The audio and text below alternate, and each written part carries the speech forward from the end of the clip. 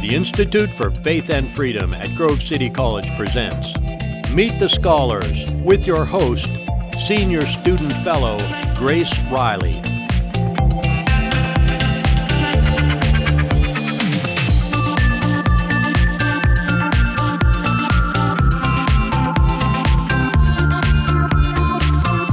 Hello and welcome to Meet the Scholars. My name is Grace Riley, and today the Institute for Faith and Freedom is happy to welcome Dr. Shawn Ritenour.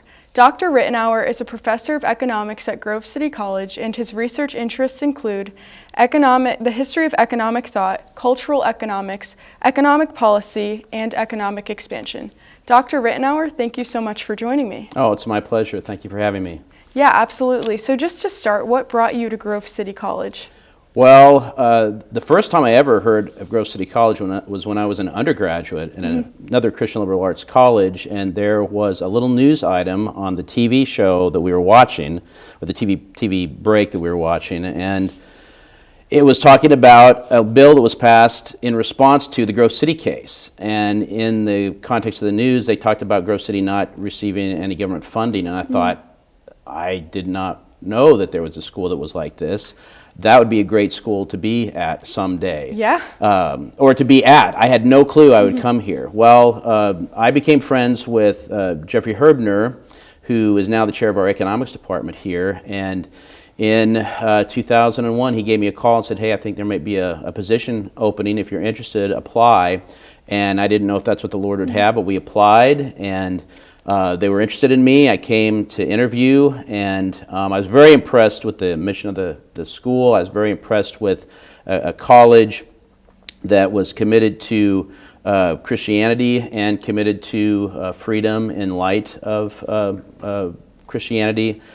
That's great, and I will say that my parents and I were attracted by the same sort of things. We saw the government funding, and then we also saw just the values of the school and didn't realize that those schools were out there because they're so rare. And we've talked before to some of the other scholars about how, especially in the study of economics, that it's important to hold those values. So with that considered, how do you incorporate faith in your classroom and into the study of economics? Yeah, thank you. I'd say in two ways, really. One of the first things that I needed to feel for myself, I needed to understand for myself when I was pursuing an economics major, was whether economics and economic law was compatible with what the scriptures teach about man and about the rest of creation. And once it became clear that Scripture teaches that God made the earth with certain regularities, certain natural laws, and He made all humans in His image so that we all engage in purposeful behavior, we all engage in action. That allows us then to begin with that premise and derive certain principles that are always true when we interact with others in economic transactions. And so that was important for me to understand, and I think that's very important for Christian students to see, is economics just ideology? Is it just promoting certain class interests? And the answer is no, it's not. Economics is the discovery of laws constraining how we interact through voluntary exchange as designed by our Creator. And so that's where I start in my Foundations of Economics class. That's where I start in the book that I wrote, Foundations of Economics. So that's a big part of what I try to do. And then beyond that, we also, when we talk about economic policy, because every economic policy impinges on or is connected to people's use or their ability to use their property, then the Christian ethic of private property is very important. So we talk about what's the implications for the commandments against stealing, the commandments against coveting, the commandments against murder. What are those implications for economics and economic policy? And the implications, generally speaking, are people have the right to property, which includes the right to use their property as they see fit, the right to exchange their property as they see fit, and so that then implies the virtue of a free market within the constraints of the Christian worldview. Yeah, and that's so well said. I mean, and it's really great to hear and just to see that at Grove City, that's how economics is being taught. Because as you're saying, it really goes down to the very foundation and the root, and it's not purely just an ideology. But I almost wonder, do you think that that's what more secular schools are missing? Because a lot of secular schools seem to have Marxist economic professors and people who trend that way. Which doesn't make much sense to me, and I think a lot of people listening, in the study of economics, because obviously there are certain things that work and don't economically, so why would professors be promoting ideas that don't work?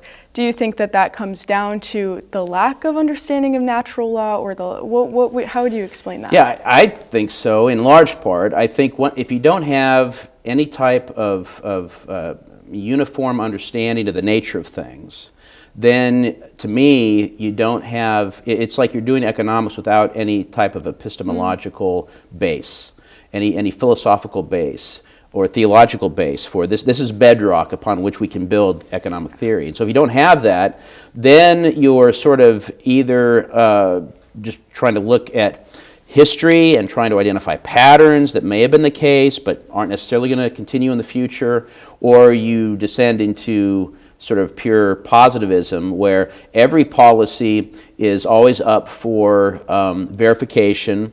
And sure, we've got 5, 6 different varieties of socialism that's been tried in the past, and they've all failed miserably. But that doesn't mean that socialism will always fail, right? We can try socialism in a better way, in a newer way, a kinder, gentler way, and somehow we're going to make it work, right? And so there's this idea that we don't like the idea of being constrained by laws, economic laws, and we also then have this natural tendency for hubris to think, okay, everybody in the past may have got it wrong, but we're going to fix it just right.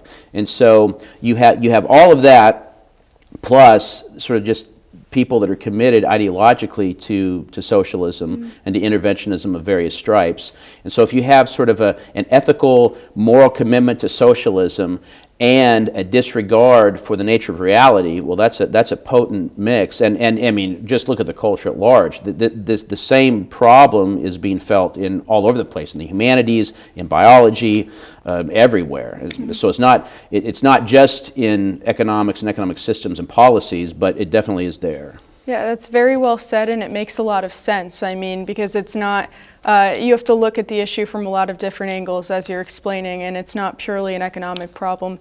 But just before we close, can you tell me about, you have a recent book out, where people can find that book or some of your other work? Yeah, well, I'm very thankful. My latest book, Economics of Prosperity, Rethinking Economic Growth and Development, just was published by Edward Elgar. And you can buy it on Amazon, of course, and you can get a discount if you go to the Edward Elgar publisher website. But those would be the best places to get it. It's not super long. It's not as long as my first book, but it's a little more dense. I'm very happy about that. I continue to do some work with the Mises Institute, Livermont Mises Institute. And I just was down and presented a paper at a conference there in the spring. I think it might be turned into a publication, so we'll see how that goes. But continue to work with the institute. I'm going to take a little bit of time away from writing to kind of get my batteries recharged and see what happens next. Well, that sounds great. So everyone definitely should be on the lookout for that. But thank you so much for joining me. No, thank you for having me. And thank you so much for listening and for tuning in to this episode of Meet the Scholars. We're so happy to have you, and we hope that you will check out the rest of the Institute for Faith and Freedom's work along with Dr. Ritenour's. Thank you.